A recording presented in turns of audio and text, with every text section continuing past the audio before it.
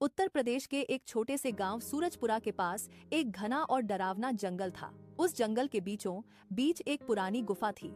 गांव के लोग कहते थे कि वहां रात को अजीब अजीब आवाजें आती हैं, इसलिए कोई भी उस तरफ जाने की हिम्मत नहीं करता था।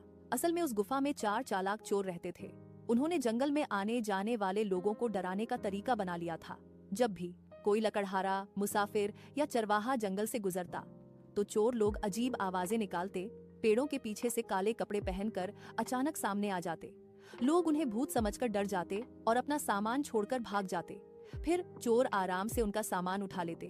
कुछ ही महीनों में पूरे इलाके में उस जंगल का डर फैल गया। गांव के लोग शाम होने से पहले ही अपने घर लौट आते थे। उसी गांव में आरव नाम का 15 साल का एक समझदार और बहादुर लड़का रहता था। उसने कई लोगों से जंगल में होने वाली इन घटनाओं के बारे में सुना, लेकिन उसे विश्वास नहीं था कि वहां सच में भूत है। एक दिन आरव ने सच्चाई जानने का फैसला किया। उसने अपने दादाजी की पुरानी टॉर्च, एक रस्सी और मोबाइल लिया और सुबह सुबह जंगल की ओर निकल पड़ा। जंगल के अंदर जाते ही उसे अजीब सन्नाटा महसूस हुआ। थोड़ी देर बाद उसे दूर एक गुफा दिखाई दी। वह चुपचाप एक बड़े पेड़ के पीछे छिप गया और ध्यान से देखने लगा। कुछ देर बाद गुफा से 4 आदमी बाहर निकले। उनके हाथ में डंडे थे और वे काले कपड़े पहने हुए थे। वे आपस में बात कर रहे थे कि आज किसी मुसाफिर को डराकर उसका सामान लूटेंगे। आरव सब समझ गया कि यही लोग गांव वालों को भूत बनकर डराते हैं। आरव ने तुरंत एक चालाक योजना बनाई। उसने मोबाइल से उनकी वीडियो रिकॉर्ड कर ली।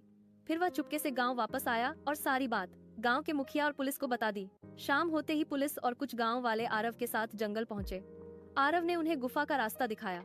जब चोर फिर से किसी को डराने की तैयारी कर रहे थे, तभी पुलिस ने चारों तरफ से उन्हें घेर लिया। चोर भागने की कोशिश करने लगे, लेकिन पुलिस ने उन्हें पकड़ लिया। गुफा के अंदर बहुत सारा चोरी का सामान भी मिला। अगले दिन पूरे गांव में आरव की बहादुरी की चर्चा होने लगी।